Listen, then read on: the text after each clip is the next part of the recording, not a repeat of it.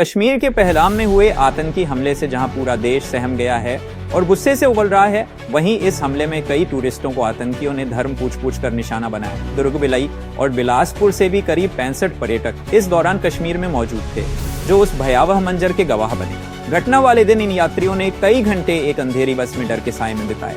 रविवार सुबह ये सभी सकुशल भिलाई लौटे, जहां अपनों से मिलते ही उनके चेहरों पर राहत की खुशी नजर आई।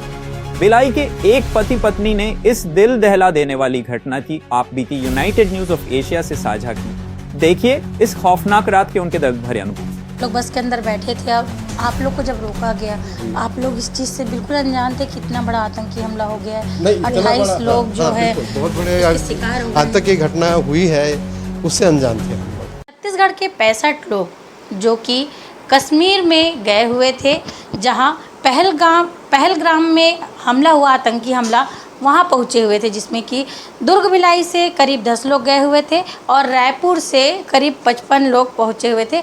लगभग 65 के आसपास के लोग यहां से गए हुए थे, जिनमें से 2 लोग हमारे साथ हैं।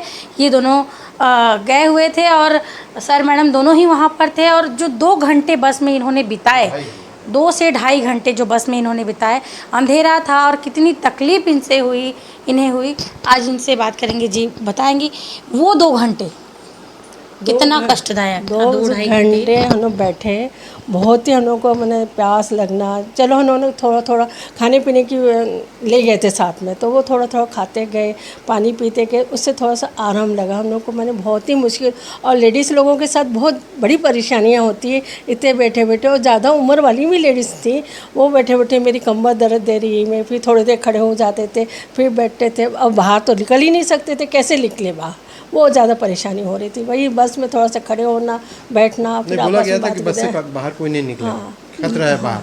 कैसा माहौल था कि बाहर सुरक्षा तैनात थी, अंदर अंधेरा, किस टाइप का लग रहा था उस समय? जब बस के अंदर हम लोग थे तो शुरू में तो ऐसा लगा नहीं कि हमको बहुत ज़्यादा इंतज़ार करना पड़ेगा, तो धीरे धीरे हो सकता है शायद हम लोग को आगे जाने दें, छोड़ दें करके। मगर धीरे धीरे वो इंतज़ार बढ़ता ही गया। तो और उस दौरान ये की गाड़ियाँ, सीआरपी की गाड़ियाँ और एम्बुलेंस का लगातार आना जाना चला हुआ था, उसमें सायरन बजाती हुई गाड़ियाँ। तो उससे हम लोग को भी अंदाज़ा हो गया कि बहुत बड़ी घटना हो गई है। तो उसकी घटना का अंदाज़ा, गंभीरता का अंदाज़ा लगा हमको। जब आप लोग बस के अंदर बैठे थे, अब आप लोग को जब रोका गया, आप लोग इस चीज़ से बिल्कुल अनजान थे कितना बड़ा आतंकी हमला हो गया है। 28 लोग जो है बहुत बड़े शिकार हो गए। आतंक की घटना हुई है, उससे अनजान थे हम लोग। वहाँ जाने के बाद में पता चला है। कब ये चीज़ महसूस हुई कि खतरा जो है बहुत बड़ा है? हो भी सकता था, बड़ा हो भी सकता था। और वो लोग ऐसे मैंने घरों में छुप के या जंगल में भाग गए, और कहीं से भी आ सकते थे, और कहीं से भी आके गोलीबारी की। तो हम लोग को वो डर था कि ना आ जाए, इसलिए सब हम लोग को बता दिया कि आप लोग बस से उतरे नहीं, कहीं बाहर निकले नहीं, ऐसे करके हम लोग को बता दिया था, चेतावनी दे दिए थे। और साइड से जो आर्मी वाली गाड़ियाँ जा रही थी, तो वो देख के हम लोग को ज़्यादा डर लग रहा था कि नहीं, सही में बहुत बड़ा हादसा हुआ है, इसलिए हम लोग को रोक के रखा है। घटना स्थल से कितनी दूरी पर थे? 10 किलोमीटर। 10 किलोमीटर। 10 जी। आप लोग कहीं रुके थे? लेट हो गया था आपका? हाँ, लेट हो गया था। हम लोग कौन सा पार्क, हाँ, टूलिप गार्डन देखने के लिए उससे है। और फिर रास्ते में भी जाम, बीच में जाम भी हो जाता था, इसके कारण थोड़ा लेट हो गया। नहीं तो हम तो 3-4 बजे तक पहुंचने ही वाले थे, और ट्रैफिक बीच में। ऐसा कह सकते हैं कि ये जो देरी हुई आप लोगों के लिए, वो हमारे लिए वरदान रहा। वरदान रहा। देरी हुई है, वो वरदान था नहीं, हमको। सुबह इसमें भी डल झील में भी गए थे ना, हाँ, सुबह तो उसमें भी लेट हो गया था। शुरुआत से देरी हो गई हम लोग को। सुबह 7 बजे डल झील गए, फिर वहाँ से आए, नाश्ता वगैरह किए, और फिर टूलिप गार्डन के लिए निकले। तो 11, साढ़े 11 बजे करीब हम लोग निकले। फिर वो घूमते घूमते थोड़ी देर हो गई थी, घूमते घूमते देर हो गई, चलना ये करना। फिर वहाँ से हम लोग 3, साढ़े 3, 4 बजे से निकले। तो वो थोड़ा सा बीच में और वो दुकानें आती, तो वहाँ हम लोग वॉशरूम के लिए रुके थोड़ा देर के लिए, फिर आगे बढ़े। तो फिर ये हादसा हुआ, ये मालूम हुआ कि अब निकले, तभी हम लोग गए।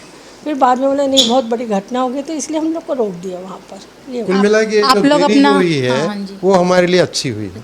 हाँ। आप लोगों ने अपना होटल तो छोड़ चुका था, हाँ, है छोड़ ना? दिया था हमने। तो आप लोग बीच में फंस गए थे ना, आगे जा पा रहे थे ना वही पीछे सोच जा के पा हम रहे लोग थे। परेशान हो रहे थे, इतने लोग हैं तो कैसे कि कहाँ रुकेंगे, क्या खाने को मिलेगा नहीं जो हमारे मिलेगा, मैडम या थे। पूरी रात कहीं बस में ना बिताना पड़े बैठे बैठे, तो वो उसमें बहुत परेशान हो रहे थे।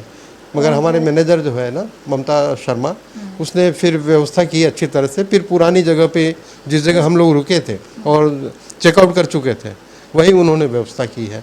वापस उसी होटल में गए जहाँ से आप लोग निकले थे? वो ऐसा इसलिए हुआ क्योंकि वहाँ पर जो पर्यटक आए थे, तो होटल वालों ने उनको दूसरी जगह रुकवाया। डल झील का एक दिन स्टे रखते हैं ना ज़्यादातर लोग वहाँ हाउस बोट में, तो उनको एक रात के लिए वहाँ भिजवा दिया उनको, और कुछ लोगों की दूसरे होटलों में व्यवस्था कर दी, और हम लोगों को फिर से उसी होटल में हमको दे दिया रूम।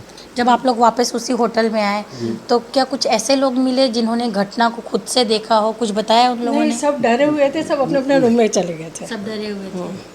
नहीं, ऐसा कोई नहीं मिला जिसने घटना को देखा हो। अच्छा, ये सारी घटना के बीच काफ़ी बड़ी घटना है, आतंकी हमला हुआ। जी, अब ये सब आप लोगों ने सुना, जाना, समझा, अब अपने घर आप लोग आ चुके, जाहिर सी बात है अच्छा लग रहा होगा। ऐसी कौन सी चीज़ है जो आपको याद रह जाएगी हमेशा के लिए?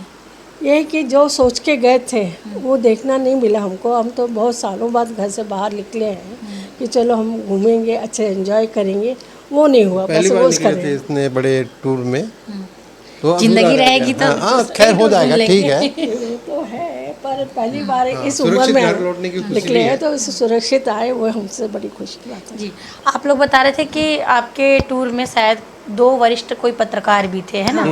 तो उसके वजह से आप लोगों को काफ़ी मदद भी हुई होगी। मदद हुई है, वो बात शासन की तरफ से, छत्तीसगढ़ सरकार की तरफ से, केंद्र सरकार की तरफ से क्या कुछ आप लोगों को नहीं, बात तो ये मदद लोग मिली? हाँ, ये जो जिनका नाम लिया ना आपने, जिनका जिक्र किया है, तो वही लोग बात कर रहे थे। ममता शर्मा भी बात कर रही थी।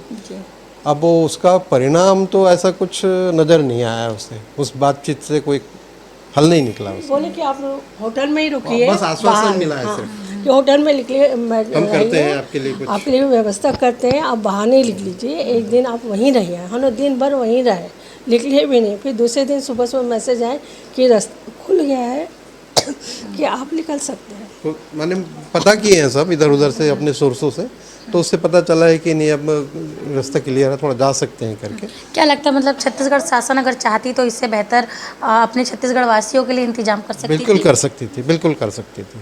कहाँ चूक हो गई लग रहा है? बस क्या बोल सकते हैं, कोशिश तो इन्होंने किया था, मगर